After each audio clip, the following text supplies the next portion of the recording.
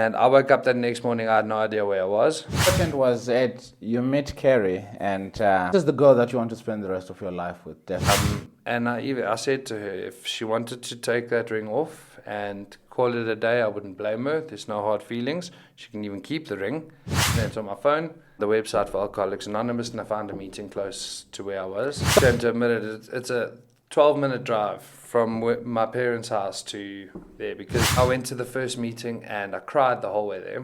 That for the last 5.5 years have governed my life. And it's just for today. And drink tomorrow. Today, at the end of the day, you've got one life. Live it well. Right at the podcast Being Men, as I learn to be a man. Understanding the time, lessons and patience inquire to be a 10. A series of compass insights of the journey for a different turn. Being men, where rivers of the mind flow to give a damn. A movement with river flows, so I be a bailer I can. All stones are turned, all souls affirmed.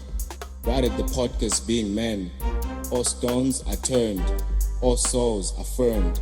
Welcome to Being Men. Hello there and welcome to another one. I trust I found you in good spirit. Hey there, welcome to another one. My name is Declan, back with another one. And today, and tonight rather, it's 9 o'clock and it's the hour that matters. And I've got a white man next to me.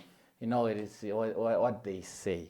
When you've got a white man next to you, you speak so fast, so much so that your tongue twists. And the man next to me is none other than Mr. Ashley Bryce-Borthwick. And I'm going to ask him, why does he have a double barrels surname? Because it's something that you're like, oh, it looks fancy, yeah? Especially when it happens to these white guys. So yeah. Anyway, if you're new to the channel, please consider liking, sharing, and subscribing. When you like this video, as soon as we start, that means the same video is going to be recommended. So the more people that like, the more YouTube is going to push and recommend this video. When you share this video, your friends and your circles, they will know about Ash, they will know about me, they will know about what we're trying to build with the Men Podcast.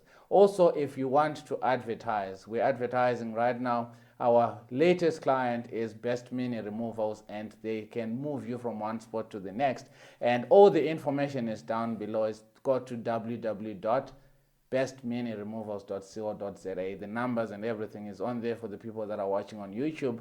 For the ones that are watching or listening on your cars, just go to that website, www.bestminiremovals.co.za. Contact Mr. Norman Abraham. He's going to help you. And we always say, when you are moving houses or moving offices, that needs to be put on your CV because it is hard. Why don't you let professionals do it for you? They're going to move you from one spot to the next. They've got the manpower, they've got the trucks to make sure that you move to the next office and your boxes are marked correctly. You know, it hurts when you're thinking, where are the spoons? Where are the plates? Where is this? They will do it for you. Anyway, that's it for the nitty-gritties. If you want to sponsor the channel, again, just go on to beingmanpodcast@gmail.com. And yeah. Anyway, before I speak a milestone, ladies and gentlemen, meet the white man that's next to me and always smiling, Mr. Ash. Thanks for having me. How are you, bro? Doing well. It's a bit of a chilly morning, but it is what it is. Yeah. You know, one moment it was so hot, and the next thing, boom, we're getting into winter again. How crazy. I think it's just last snap before the summer hits in properly, and we'll cook this summer as well. Yeah. And it's going to be a hot summer. I think winter was very cold. Summer is going to be very, very hot. Yeah, it's a few extremes that we're dealing with now. Yeah, way too many. Yeah. The load shedding is an extreme. The winter, the coldness and whatnot, just everything is a mess. Prices are going up as well. So, but it's South Africa in general. If we don't do something at maximum effort, then there's no point in doing it. So if it's going to be cold, it's going to be very cold. Welcome to Africa. Yeah. Welcome to Africa. Good to have you, bud. I think you're one of the first people that I came to and I said, hey, you said, dude, you're doing a good job. And I'm like, Ash, I need you on the show. And you're like, yeah, sure, bud, anytime. A lot of people will go like, yeah, no problem, but you can see that they are hesitant and whatnot. Yet here you are like, let's do it. So thank you. Always said, whenever you needed me, you let me know when and we can do it. And this is not the first time because you're in the cricket circle, so we've got the Game On podcast as well. So after this, we're going to shoot straight into Game On. I'm joking. It's not a problem. Got a free afternoon. I'm sure he was like, ooh, gee, what is he talking about? We never spoke about that. Find a wife, you need to fetch youngsters from school. Exactly. You know, that's how it is. When you become a parent, everything that you do is in and around having kids and all that. So, yeah. Congratulations on your marriage, man. Thanks, yeah, that's been a while. But no, yeah, it's been good. I'd say the changes that have happened in my life in the last 7-8 years have really it's built me into a much better man. Yeah. It's put me on a different path, and everything for the better. It's really it's been a fantastic change in my life. And they say change is good. So So awesome stuff. Anyway, before we jump into why you are here, we've got a few icebreaker questions, and I did not come up with them, but. So, when you want to judge the ghost lady for that. The first question, you got 5 questions that we're going to ask you. And like fine session, if you did it, we'll judge you. If you did not do it, we'll still judge you. So basically, if the system wants you, the system is going to get you. Let's go for it. All right, so first question, who is your most craziest or most interesting relative? Craziest and interesting relative, I would probably say that... It would be split. The interesting would probably be my father. Okay. I don't think there's anything you can ask him that he hasn't had an experience in either himself doing it or dealing with it. Wow. Crazy side, sorry, Mom, I'd have to say it's my mother, but not crazy bad. It's crazy good. Crazy good. Yeah. I think it's all in love as well. Yeah, so. But it's like you're saying, it's as well with Africa, it's everything's to the max and to the extreme. So my mom loves extreme. Nice. Shouts extreme. Just everything is at that max level. It's amazing. Shouts, yeah. Every woman shouts. I'm sure your wife shouts as well. It screams. Yeah, mostly at me, but yeah. Yeah, well, sort of another day. What band would you be embarrassed to admit that you listen to? I'm not really embarrassed to say I listen to anything. I enjoy all forms of music, but one of those that you only sing in the shower, I'd probably say Backstreet Boys. Nice. Who would not you get that one song that you sing in the shower. And you feel like you're going to Idols and winning. What's the craziest thing that's on your bucket list? Craziest thing on my bucket list would probably be I want to watch a test match in every major test ground, like on each continent. So for the West Indies, going to Sabina Park and then watching at Lord's, if you're MCG. in England, Lord's so in each test playing nation to watch a test match in those, that's probably the craziest thing on my bucket list, because that'll cost me more than a house, car, marriage, everything combined. And your wife won't even entertain that. She likes cricket, but to a point. But not that much. You're like, I love cricket, but not that much. Yeah. Awesome stuff. I think that's a very good bucket list as well. I never thought of it that way, but I think watching cricket at Lord's, obviously that's a different feeling altogether. Yeah. Playing at Lord's, that's a different feeling altogether. So what's the weirdest fact? What's a weird fact you happen to know? There's so many. I'm one of those that I study up absolutely random things to sit with quiz nights and that kind of thing. So there's quite a lot of things. I mean, to try and think of one of the top. Give us one, Baba. Give us one.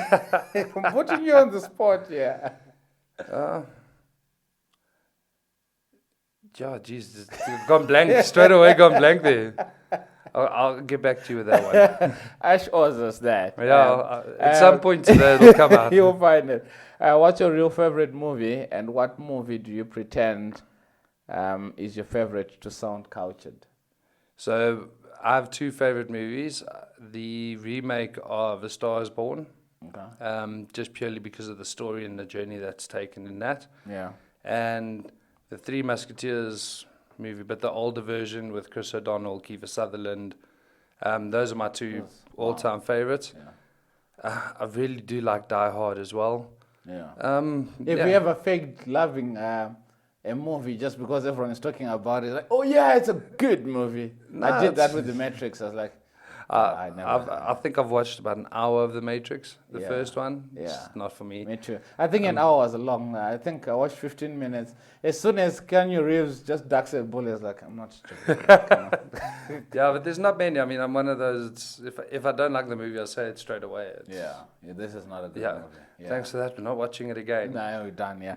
The last one, we're just coming from Heritage Month in South Africa. Yes. And the next question was going to be, what's your favorite African dish? But what is your favorite traditional dish for your culture? So, probably bangers and mash. Okay. Having that our heritage based in the UK. So it's probably that. It's what we do eat more often. I haven't really tried haggis or anything like that. Okay. Yeah. And who makes the best dish of that? Mom's cooking is always the best. Mom is always. Don't say that to your wife, but. I know. My wife knows. It's even in our house. I do the cooking. So. Wow, how's that? Mom's the best cook. Wow. Some women are blessed because I don't cook. I cook once in every 5-10 years maybe. No, it's normally with that getting into dinner time. It's Kerry's busy with the little man, getting him sorted after a long day, everything like that. So while she's busy doing that, I'm getting dinner ready. So yeah, we can all sit down and have dinner as a family. So. Wow. So Pomza, you see what other men do. Anyway, Ash, those are the icebreaker questions, and it's just to warm the room up. But I'm so glad that the room is already warm enough because we already have a relationship. Yeah. You and I always, when we sit and chat, it's just everything just flows. So thank you so much for that. The reason why we had the icebreaker questions is because they say we must have them. So we just have to listen. Yeah. So yeah, the first question always before you interview somebody or have a conversation, and point of note is this is not an interview, it's a conversation. So it's two gentlemen that are just sitting down and just speaking about life. And as we are talking, someone is finding relevance in there. Either they went through it, they're going through it, or they know somebody that's going through it. That's why it's so important for you to share such stories so that the next person may find relevance or may find strength in that. Who is Ash? I'd say now that Ash, everything's built around being a family man. Everything I do has always got my wife and my son as the root of every decision, how it's going to affect them, how it's going to benefit them. So first and foremost, family man. That's also extending to my parents, my niece, my mother-in-law, my brother-in-law and his wife, and the extended family further out there. So it's families first. Family's always the priority. Other than that, I'd say it's just a calm soul, a quiet soul. I'm very blessed where I'm in a position where I can impact a lot of lives with what I do for a living, as well as with the experiences that I've had. And yeah, I'm just happy-go-lucky. Yeah, nice. Yeah, it's about enjoying life, but not forgetting the important things in life. So yeah, I'd say that's pretty much where I am now. Awesome. Is it true? Could you put that to be true that they say who you are evolves over time?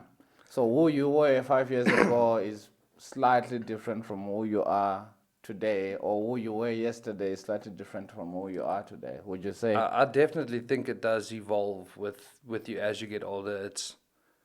If I look now and I go back 5-10 years ago, my priorities are very different. But that's also because the situations in life have changed along with that. Yeah. So when I was single young man, didn't have a girlfriend, family, child or whatever, had my parents and everyone there, but my focuses were a lot more different. Yeah. I had a lot more free time, so I could be out at the cricket club or out with mates on a party, or that's where the priorities were. Now I've even stopped playing indoor cricket because I'd rather spend the evenings at home with my family. I feel so judged right now. I feel so judged right now. I actually stopped playing indoor cricket because I want to spend time with family. Yet I just started playing indoor cricket because I'm like, geez, I need a little bit more fitness. But that's the phase that you're going through, man. It's like we said, everything evolves and changes with time. Yeah, So. definitely. I think you're right, because there are certain things that you then do in life. You're like, before I would be called at 10 o'clock and say, let's go have a drink, and I would go. Right now, get called at 10 o'clock, let's go have a drink. I'm thinking 10 a.m. or 10 p.m. You're lucky you answered 10 p.m. I'm already asleep. You understand? Yeah. So priorities change, and in priorities changing, it doesn't necessarily mean that you hate the people that you used to do things with. I think that's what's important. If I call Ash today and he says he can't have coffee with me because he's taking his son to school or whatever, it doesn't mean that Ash doesn't like me. It just means at that particular juncture he can't do it. Yeah. Do you think gents understand that part, that when you're now starting to transition on who you are or you're trying to be, do you feel like your circle feels judged or feel like you're better? So I think, again, I'm quite lucky that the majority of the circle that I'm with and involved with and see on a semi-regular, if not regular basis, a lot of them are going through the same things that I am, having their kids or in serious relationships or married. So the priorities seem like mostly aligned with or in a similar lane as mine, if you will. Yeah. I mean, there obviously are the exceptions every time, and I mean with those guys it's as well. They do understand. If they don't understand that, okay, for this minute or that hour that my son is the priority. Yeah. Are they really your mates then at that point, kind of thing? It's that means that those are not the right gents to be in your corner. Then they're looking for something that's more self-serving rather than what a friendship is, which is that mutually beneficial connection that you guys have. So I think I'm very blessed with the fact that even my friends that are single and still have a bit of a party life and everything like that, they still do understand. And it's a nice way that, obviously as you evolving and changing through the years and your priorities are changing, you've got that group of people whose priorities are changing in the same way. So you're all progressing in the same line. So you're growing in the same line. I like that. I like that. Ash, the first time that I sat down with Justin, and he gave me the permission to mention his name in this shoot because he's been to the podcast. And Justin went through a dip, and you start off with one beer and next, and before you know it, you are hooked on. Take me through your story. How did you find yourself? Because the moment you then say, no, I've got a problem with the drink, or I've got a problem with the bottle, that's the first sign of recovery. And here you are, this is what, 5, 6, 7 years now, and done. I want, before that, what took you to the bottle? So for me, it's growing up, there was nothing at home that ever was a red flag or anything like that of, okay, well, drinking's a problem. I mean, yes, my parents drink. We South Africans, we're in a drinking culture. And it's very evident, you look that, alcohol sponsors our sporting teams. Yes. And SAB is one of the biggest companies in the country. So it's a drinking culture. And, we were never, as kids, we were never shielded from, dad having a few beers with a braai on a Sunday, or mum and dad having a glass of wine or 2 glasses of wine at night, anything. But I never ever saw my parents take it too far with alcohol. They always drank responsibly, and there were little things like, my sister and I, when we were old enough, we would pour their wine for them in the evenings, kind of thing. I always had to take a sip before I gave them their glass. And, thinking back, these are like little flags in your head. But again, if you're 12, 13, you don't think it's of that. Just a sip, And then once I started getting a bit older, and then, my dad would allow me to have a beer with him on a Sunday while having lunch in the braai and everything, and I really enjoyed it. Then when high school, I didn't really drink much. The first time I did get drunk, I was 13, and it was 2 shots of tequila that put me down. It finished me completely. And understandably, you're 13-year-old. It was one shot of tequila is even too much. 3-day hangover. couldn't eat because it just felt so sick, and I swore I was never drinking again. Yeah, that's what they always say, like, I'm Yeah. never. And then in that year where myself and all my friends were turning 16, 17 and having those kind of birthdays and that kind of thing, my folks allowed me to take 1 or 2 beers to those parties and that. And eventually that progressed. And by the time I was in matric, it was, okay, you can take a 6-pack. That 6-pack was gone in the first hour. And I was getting beers from other guys because they weren't going to finish what they brought with and everything. And But then were the parents knowing what they were putting you through? I don't... Or it was sort of, let's let him experience what this is? So my parents never knew Okay. just how much I actually was drinking at these things.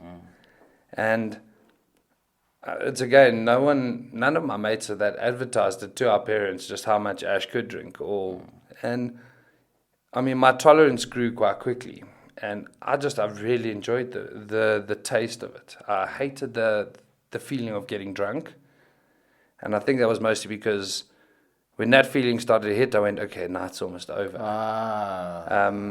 I enjoyed the drinking and what came with that, which was the social aspect. And now you're talkative. Yes. You're not scared to approach anybody and talk to them. Not that I have a lack of confidence anyway, but I never drank to cope with anything.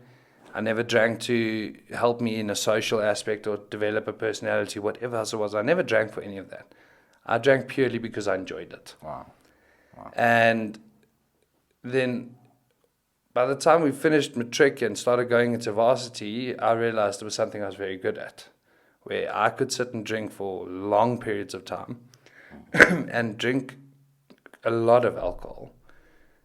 And I got drunk so much slower than everyone else. Were you adding up with something else, or your tolerance levels? It was just booze, and it was mostly beer or brandy and coke. Okay. And once I got to university, and there was now all this freedom. In the student centre, you could get beers at 9 o'clock in the morning. Yeah. So you'd go to your lecture at 7:30. It finishes at 8:30, and then it's a slow walk down to the student centre. Grab one quart, and not go to another lecture for that day because it was more fun to just lie on the grass and drink beers. And it eventually builds up.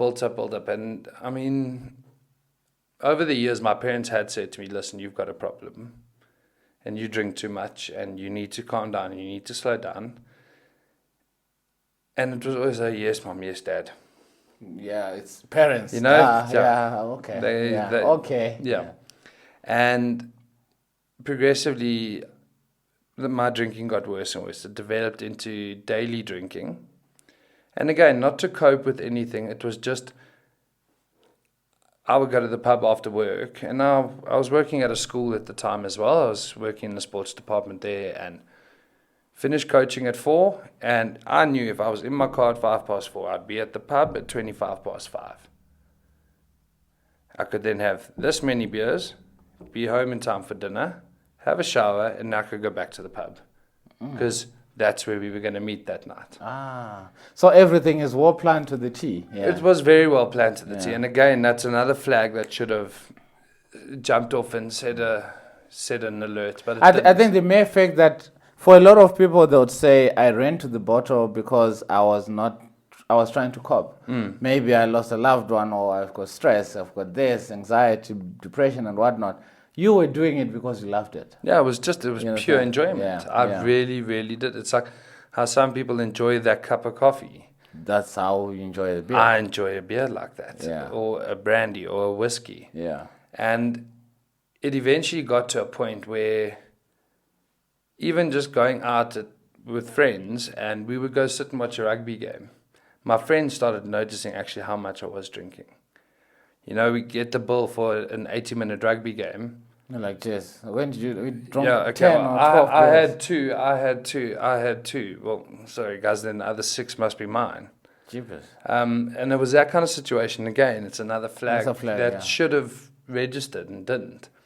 And, I mean, it carried on, and progressively it got worse and worse because then I started drinking for longer periods, started drinking.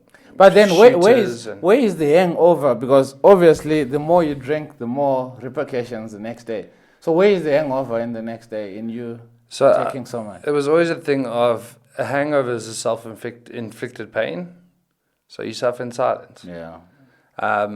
Kerry, you can't complain. Yeah. Yeah, in the 7 years that we were together, I mean, Kerry was with me for the last 2 years that I was actively drinking. And she's even told me in those 2 years she never saw me with a hangover. She saw me with a hangover most days, but didn't register that I was actually hungover. I think it got to a point where I learned how to cope with the hangover. And I knew that if I did this and this and this, that morning, the hangover's gone by this time. So then I was ready to go again. Oh. And I had it all worked out and planned. And then it was one of the things as was I could manipulate everything around me to make it work. And if it didn't work, well, then I could manipulate that as well, that I was the victim. And it was a dangerous cycle. All these now are red flags, because now if you're going to manipulate a situation so that you can get a little bit more, then that means that's a red flag again. Why is it so difficult for one to notice these red flags? Were people around you telling you these things? Or obviously, like you said, you sit with the gents and you're watching a rugby match and Ash has had 5 or 6 more than everyone else. Surely the gents are supposed to say, nah, but I think that was a bit too much. Well, they can, but then it's also, I mean, at that point, we were young at that point, and we sit there and we go, well, you guys are sissies. Yeah, the fact that I can drink more than you're just upset and you're jealous, you know. But like looking at it now, and from the position where I am now, there I identify as red flags. But while you're busy in that cycle and in that period, you don't notice it. You're almost blinded to it. And I mean, a lot of people going through a lot of different things. It's whether it be addicts dealing with drugs. They know drugs are bad for them, but they still do it. They still do it. They're blinded to the problems that arise, or the alerts that come up and say, "Hey, listen, whoa." Yeah. They're blinded to that because there's something that's driving them. It's like I said to you, I really enjoyed drinking, and it was something I was good at compared to my friends.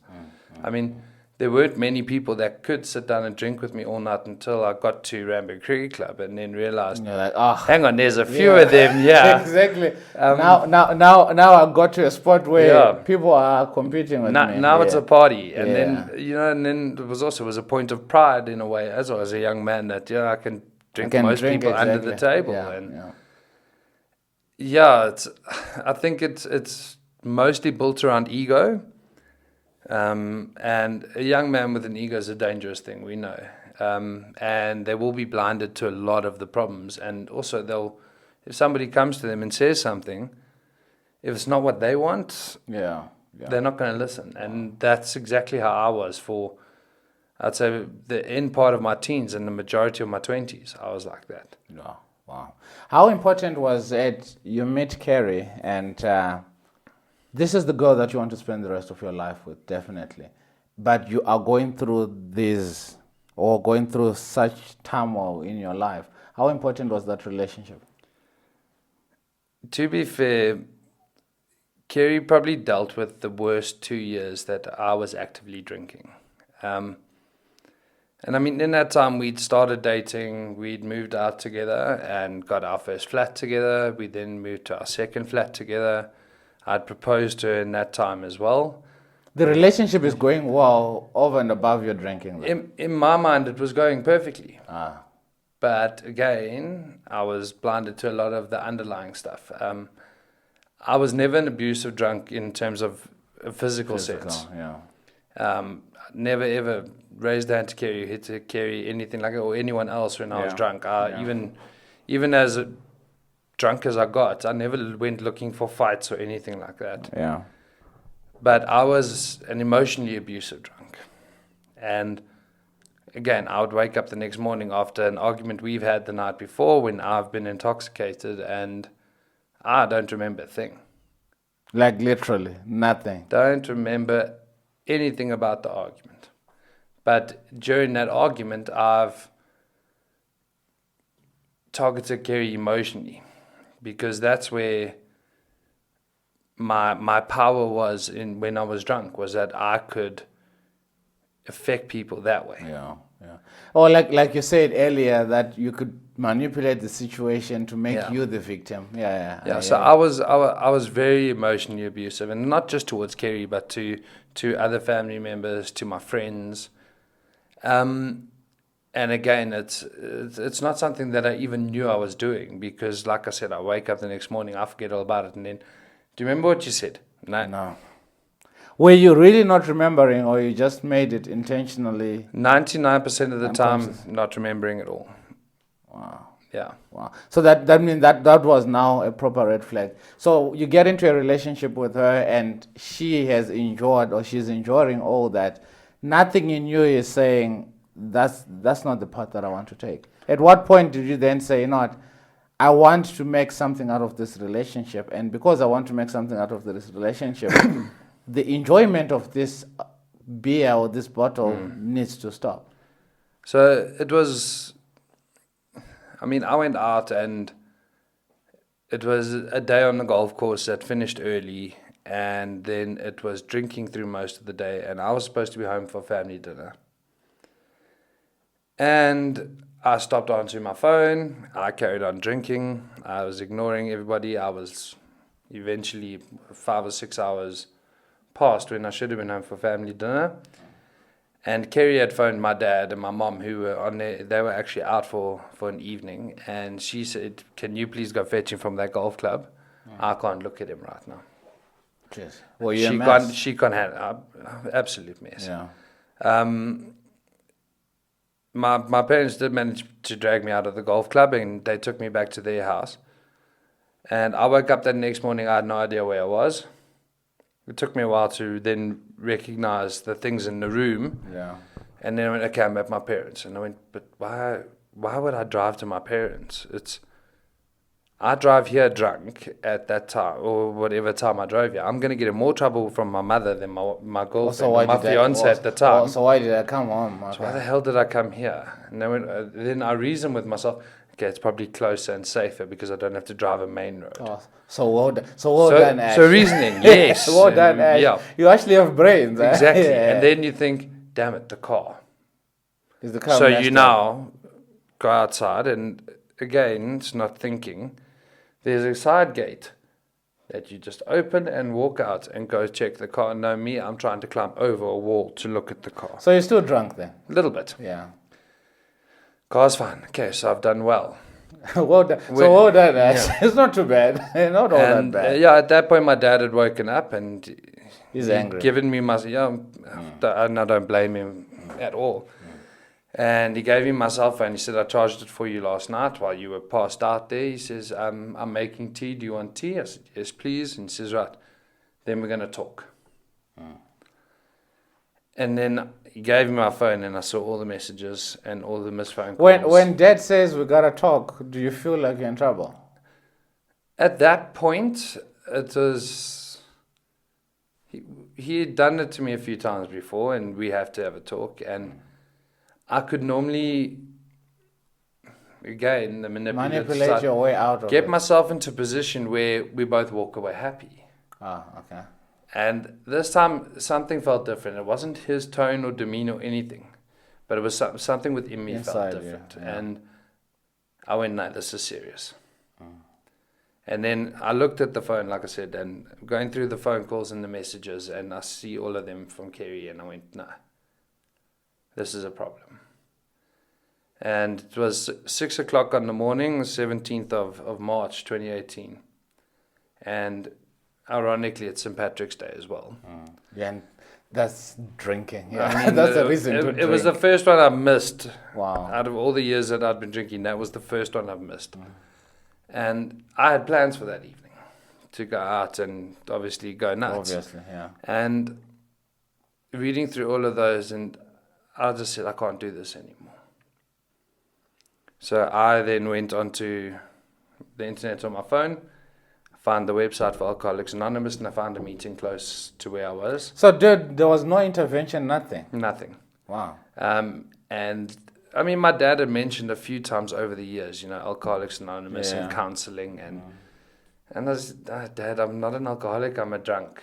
Said, alcoholics go to meetings, I go to parties. And if I have a drinking problem, I've got 2 hands and 1 mouth. That's my problem. And I think it was that morning something just switched, and I realized that actually I did have a problem. It was the first time I admitted I had a problem, and went onto the website and I found a meeting which was in Veltevreden Park. It was the closest one, and they met on a Tuesday evening. And then my dad brought me my tea and he sat down, and I said to him, look, before you come at me, because I know you're going to come at me and I deserve it. Yeah. I said, but I found this and this is what I'm doing. I'm changing my life. I'm done. Wow. So Did he believe you? I don't think so. To be completely fair, anybody that did believe me when I said that is either lying completely, or they had a hell of a lot more faith than I did. They're just trying to buy your face. Like, so they're either lying completely, or they had a hell of a lot more faith in me than I did. Than you did, yeah. But I also then, at that point, I thought that, well, if anything could help me, it would be this.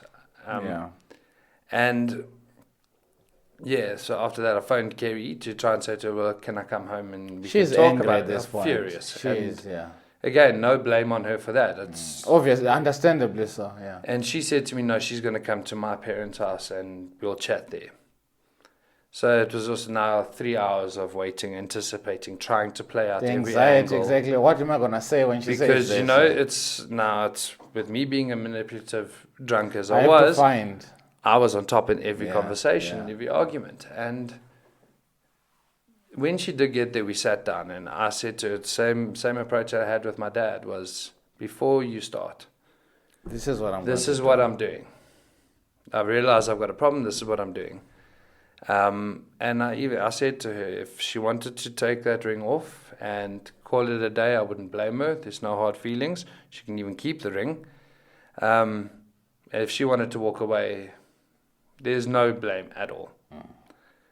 And you're not doing this to buy sympathy or anything. You literally, something in you, like you're saying, it's shifted. I think this was the first time in 14 years where the apologies I was making were genuine, where I meant everything I was saying. And I wasn't just going into arguments or into these kind of situations going, okay, what can I say to get this over the quickest or make these people happy or whatever. Then we can carry on. I think this was genuine, and I realized that if I wanted to actually have a life, I needed to sort this out. So that was the decision. And then, that was the 17th of March. It was the Saturday morning, and then that Tuesday, I walked into Alcoholics Anonymous for the first time. The anxiety of walking into a whole bunch, I don't know, did you have many numbers in there, but the anxiety of walking into a space, because we see it on TV, and hello, my name is Tatenda, I'm an alcoholic, this and that. What anxiety-wise, where are you at this point? The anxiety was through the roof. Not ashamed to admit it, it's a 12-minute drive from my parents' house to there, because at that point, Kerry had then asked me to move out. So I moved into my parents' place, and we were going to try and patch our relationship.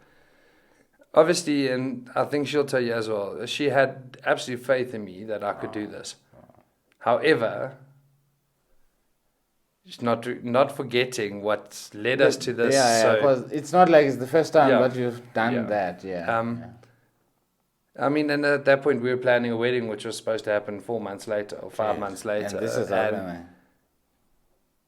Anyway, I went to the first meeting and I cried the whole way there. I walked in, I was expecting like that table of the old bullies that are sitting at the pub. Yeah. Geez, I'm going to go to do this for 4 or 5 months. They're going to teach me how to drink like a normal person. Wow. Listen to you. But this was my thinking. They'll teach me how to drink like a normal person. Wow. And then I'll be fine. Then we'll go back to the drink.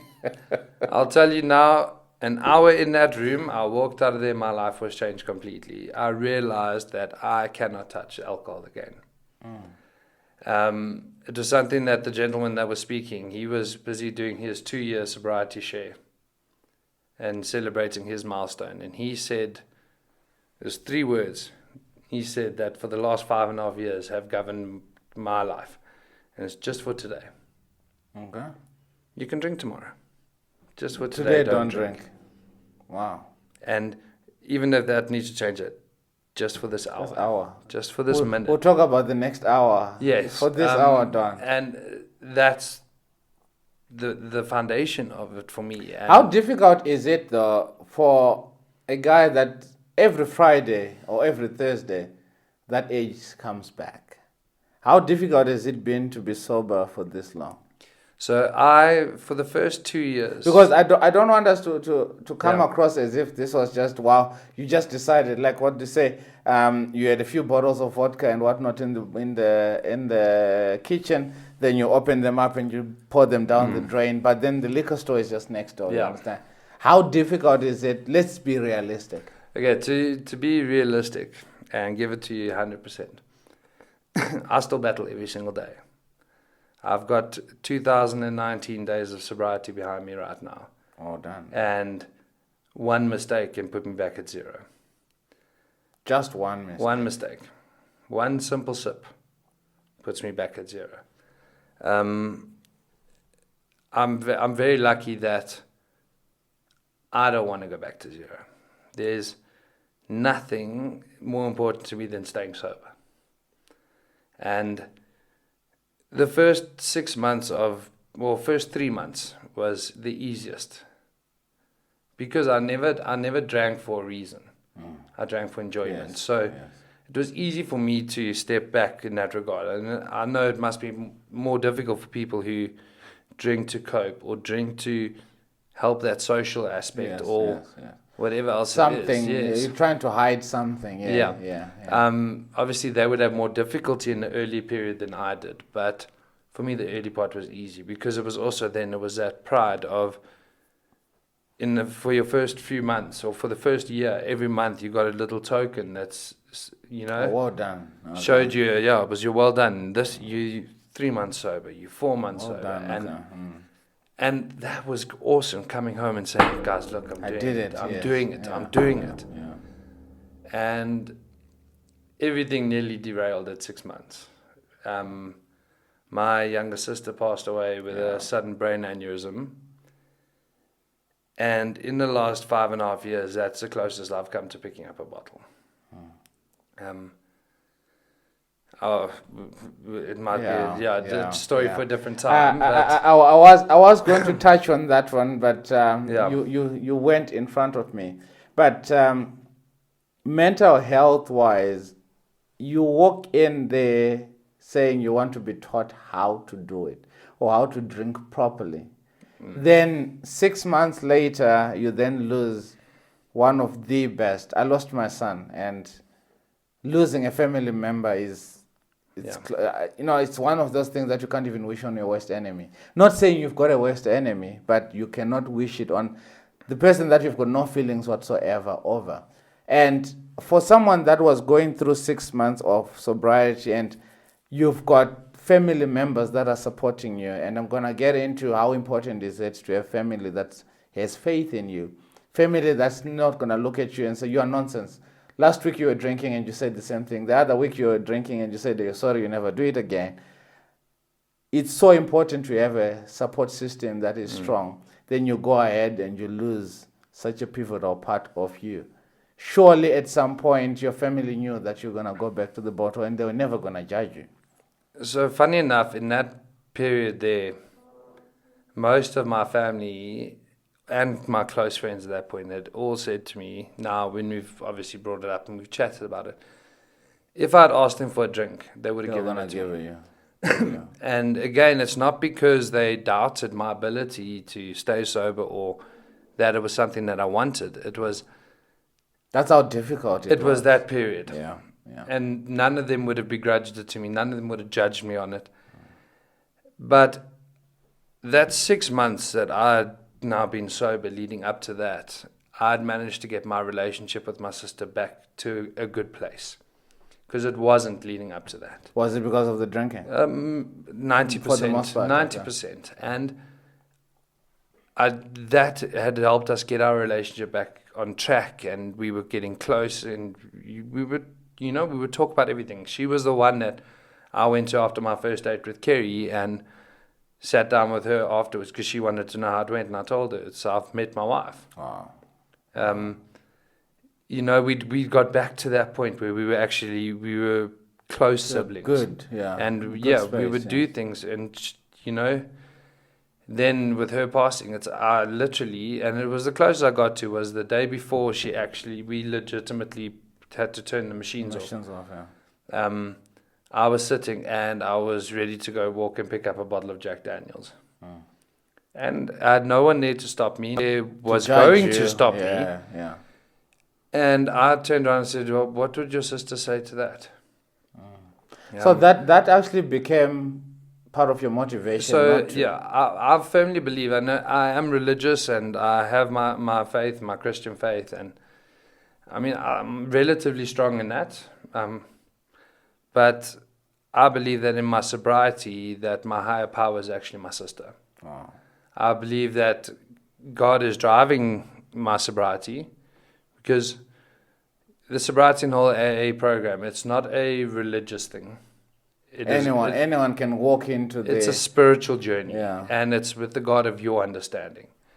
And there's people there, it's Christians, Islams, Hindu, everyone's got a problem, yeah. Atheists, everybody. Yeah. If you don't believe in God, there's someone you talk to, whether it's a third self or whatever it is. But And I'm a firm believer that my higher power in my sobriety is my sister. Wow. And if it is God, it's my sister's tapping him on the shoulder or her on the shoulder and saying, hey, listen. This guy she's the one that's sitting there with the roadmap kind of driving it. Yeah. So for me, it's as close as I got at that point to picking up the bottle. It was what a disgrace to your sister's memory and how you managed to build your relationship back up for you to pick up that bottle. Wow. I think that will forever be your guiding force. It is, and I mean, as well, it's you never get over that loss. No, so it's never. You recover from it. You learn to live with it. Yeah. It's a wound that never heals. Exactly. But you learn, it's there. You learn to live with it. And sometimes that wound is a bit fresher, sometimes it's not. I think I've got to that point where I've learned to live with the fact that I am an alcoholic in recovery. That can become an alcoholic again just like that. And I mean, it's 5.5 years. I am in recovery. I'm still a baby in recovery. I've been very blessed to listen to people who are 40 years and 30 years in recovery. And all that 5 years, 10 years, 50 years can just go like that. One simple mistake, you come One back. mistake. Can't stop. I mean, I had a friend who was just past 10 years sober. And he thought, well, surely I've got a grip on this now. And he had a Windhoek light. And then 3 weeks later, he was worse than he was 10 years ago. Oh, gosh. And but to his credit, he came back into the program. He worked the program again, started again, and to this day is still sober. Yeah. How important was Kerry, as your wife, in making sure that the 5 years have been good, positive? Kerry has been one of the biggest supporters, and she's motivated the whole way through. I think credit mostly goes to her, obviously to my sister and to my parents and my brother-in-law. The really close family, they've obviously been my biggest supporters, my biggest driving force. But at the end of the day, I think they all realize that I'm doing this for me. And that's been the biggest thing. And it's something I've had to remind myself as well is, yes, you are all benefiting from me being sober because I'm more pleasant to be around. I'm more present. And I'm just, life is much better in that regard, but also I'm doing this for me. I'm sober and staying sober so I can have the life that I want, that I've always dreamed. And they 100% supportive of that, and they understand. So I mean, there's times as well where I've had to pull myself out of situations which hasn't been easy. If the family's getting together over Christmas and having a braai. I mean, obviously they're going to drink. The first year that I was sober, I went to a meeting on Christmas Day. Jeez. while all the family was carrying on, having their wine and their beers. Because you know that's the only safest spot you And could- I went to to be. them, I said, right guys, it's Tuesday night, I'm out of here. And I went to a meeting. The first 2 years I didn't miss a meeting. I went to a meeting once a week. I know for some people at the beginning of the program they tell them to try and do 90 meetings in 90 days. That's not me. That's every day. The biggest advice I would give anybody who walks into the AA program, and it does work, but it only works if you work it. And for that to happen, you need to identify what works for you. Okay. For instance, with me, I didn't get a sponsor. It wasn't... What does that mean when they say you've got a sponsor? So a sponsor is basically, it's somebody that you can go to for advice. Anytime. Somebody that helps you work through your program of the 12 steps, helps you understand that a bit better. It's an ear that if you are having a bad day or frustration, it's somebody there. And normally that person will be somebody that's been in the program for a while. I was very different. I don't respond well to somebody telling me what to do. Okay. Because it was a drinking. Could you say the reason why you don't respond or you never had a sponsor was because you decided on your own as opposed to an intervention, then you're having a problem, please do this? No, I don't. I think any way that I would have been brought into the program, whether it be a rehab or an intervention or, me going in on my own, I've never responded well to somebody telling me you can or you have to or you can't. I never have responded well to that because I almost then saw that as a challenge. Wow. So if somebody had said to me, you can't drink. Oh, I can. I'm going to show you, man. Watch me. I am going to show you. Yeah, or it's like, you can walk to the door, but you can't open it. Watch me. So anytime somebody would come and say that to me, I would see it as a challenge. I don't think I would have responded well to a sponsor. Okay. Was the offer on the table though? So there were a few of the older hands that had been there for a while, and they had offered, and they said, look, here's my number. If you need me, you want to talk, whatever, phone me. Then you just take it. Okay. And I did utilize that, but it was it's however I was feeling at that moment depended on who I phoned. Okay.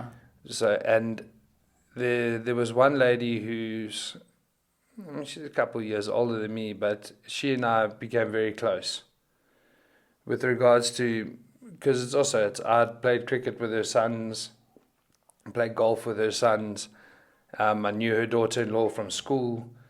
So we'd connected on that level. I see. That we had that common ground and knew people, and I mean she's become a part of our lives as well. I mean when Declan was born, she knitted blankets for him and came to see him, and she's really become she made our wedding cake as well. She's really become very important to me, and she's almost like my sponsor, but she's not my sponsor. But not officially. So she's a sounding board for me. And it's fantastic for me to have that. And for instance, when Justin came in, I was only 9 months sober. So I said to him, look, I'm not ready to be your sponsor. I'm still fresh myself, yeah. But I'm willing to walk with you and help you wherever you need, but motivate you and walk with you. And as my sobriety grew further and further on, then I started basically sponsoring Justin. And then when I got to 2 years sober, I then availed myself to sponsor. Because also, if I had questions, I asked. Oh, you're going to ask the other guys. I asked. I bought So being a literature. sponsor doesn't necessarily mean that you've got all the answers as well. Yeah. And you could, if I'm sponsoring you, you come to me with something that's bugging you, and I actually don't know the answer for you. So I can go and ask someone else. I'm going to ask someone. Let me get then back I'll to get you. back to you. Yeah, okay. and... Okay. So it's 2 years I availed myself to sponsor. And a colleague of mine at that time was then he realized he had a problem, so he jumped in. And now it's 3.5 years and he's sober still. Wow. One of the other guys that you and I both know, he was my most recent sponsor. Yes. He doesn't want to be mentioned, so yeah. But he's also, I think, if I'm correct, he's just hit 7 months or 8 months. Wow. And incredibly proud of him as well. Everything works the way you want it to. You've got to make have it to work, work so it, you need to find your way of doing it. I'm not the most religious person when it comes to step work, but I make sure that I'm going through my steps at least once a month and checking boxes. Just checking, okay. Checking boxes, but if I can't check that box, then I know I need to dive deeper into it to make sure that everything else falls into place. Yeah. And it's not just to stay sober. I'm a firm believer that the 12 steps and the program of the 12 steps it's not to stop you drinking. Same for addicts. It's not to stop you using drugs. This is a program of recovery to get you back on track where you can learn to deal with life on life's terms. Wow. How far true is it that when you then give up, for someone that gives up the bottle, you have to find a replacement for that same habit? Is that true? Is there any truth to that statement? I think it's a choice. For me, it wasn't about replacing the bottle. I do still smoke cigarettes. That is the vice that I still have. And I have tried twice in the last 5 years to quit that. And I actually found that more difficult to try and stop than drinking. I know some people have replaced their drinking with a vice. And for some people it's smoking weed. For some people it's energy drinks. For some people, I do like my energy drinks, but it's also, I can put that down and say I'm not having that anymore, and it's not a crux for me.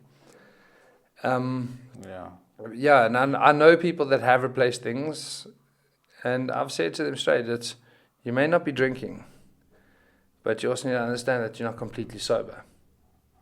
So if you, for instance, are replacing your drinking with another substance, you don't have sobriety. Because now you're addicted to that Coke or whatever. Yeah. Whatever it is. Or that Fanta, Sprite, whatever. So it's, that, and then you've got to work through your 12 steps again, in your program again on that. And so that's where, for me, it wasn't about finding a replacement. So I just never did. What's your coping mechanism when everyone is going through something? I always say that we are all in the same storm but different boats. Yeah. So one way or the other, people are going through stuff and you need something to cope. What's your coping mechanism? So I think what's been the biggest thing for me is it's only highlighted itself, I'd say, in the last 2 years.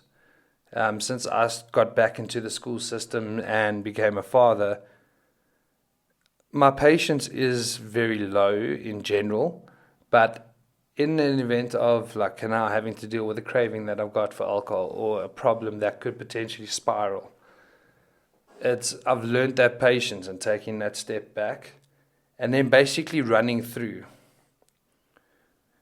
what is in my control, what is not in my control. The biggest thing, and I've tattooed it on my arm here, is the key words of the Serenity Prayer. Okay. Serenity, wisdom, and courage. Okay. So granting me the serenity to accept the things I can't change, the courage to change the things I can, the wisdom to know the difference. That is a cornerstone for me now. And can I fix this? Can't I fix this? Does this affect me? Does it not affect me? And my higher power and my God are giving me that clarity of, yes, you can fix it. And then that's... Okay, so Ash, before we wrap up, you are a father and you spoke about Declan. And have you ever seen someone's face or their eyes light up when you talk about somebody, their wife, their child? When you mentioned Declan, there was look at you now. What message would you send to Declan? What message would you say to Declan, 18-year-old Declan? Yeah, it's difficult. It's something that I've thought about for 2 years since we found out that we were pregnant with Declan. There was always that fear of, am I going to pass this on to him? Because I'm an alcoholic, is he going to be an alcoholic? And Kerry and I have had a lot of conversations about it. She keeps telling me that I'm overreacting to it or overthinking it. But I think we're in a very blessed situation where Declan's going to grow up in a household understanding that there are dangers with alcohol. Dad's the example. And my only thing is it's the same, and it's not just with alcohol, but it's with everything in general. Just think it through and be responsible. Like again, I teach a lot of young adults and that as well at the school that I'm at, and a lot of them come and chat to me about things. And if you want to do it, you must do it. I can't be a hypocrite and tell you no, don't drink at 17 when I was drinking, getting 17, finished at 17. But do it responsibly. Do it where it's safe. Know what's going on. Have that emergency contact that you're ready to phone that can get you out of trouble if you get into that situation. So yeah, just being aware and being responsible is the biggest thing, not just for Declan, but for everyone. Wow. Awesome stuff. What advice would you give to your 17-year-old self? You see, again, it's difficult to look at that 17-year-old and then say, have the advice, because one of the biggest things that I believe with the whole AA program with alcoholism is we can't keep what we have without giving it away, but we never regret our past, nor do we wish to shut the door on it. Whatever I have done has got me to this point. And if that had not happened, you were never going to appreciate it. Exactly. Yeah. So I don't know if I would go back and say to him, do this differently or do that differently, because right now where I'm sitting, I wouldn't want my life any different. It's granted I can't drink like a responsible human being. But I've also, in 5 years, I've realized that I don't need alcohol to enjoy my life. And that goes for a lot of other things as well. I don't need substances to enjoy my life. The cigarettes will eventually go, but it's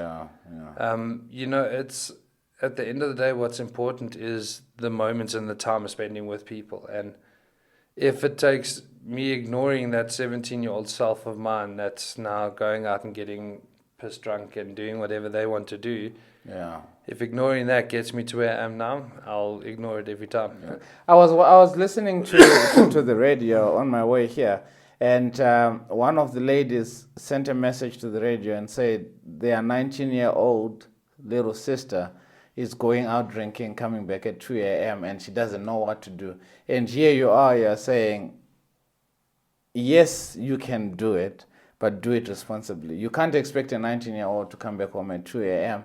and you expect to have a future, because that's when you're supposed to be starting your career and whatnot and all that. So it's very good that in as much as we say South Africa is a drinking pub or drinking club, the youngsters still need to understand the dangers of it. Yes, you've got the freedom, but what you do with the freedom is what's going to be important or detrimental to your well-being or the well-being of the people around you. So really amazing story. Thank you, Ash. Before I let you go, I always give this statement. A wise man once said, please complete it in your own words. What has a wise man ever said? What scripture statement do you live by? Yeah. You gave me the one on the serenity, wisdom, courage. It's and at the end of the day, you've got one life, live it well, and that's not saying go live it recklessly. It's make the moments that matter. Awesome stuff. That should be amazing. I got one mine. It says success is not fatal, failure is not fatal, but what's important is, and what counts is the amount of times that you keep on getting up. Keep on showing up. So Ash, thank you so much for taking your time to be around here. Thanks for having me. It's the Men podcast, so it's matured, available nature. So thank you for being matured to avail yourself to nurture the next person. And as the person is listening to this, they know that it's not all doom and gloom. There's still hope for you. So we'll see you guys bright and early tomorrow. Remember, stay safe, keep believing. And Ash, say hi to Kerry and everything. Cheers, bro. Thanks. Awesome.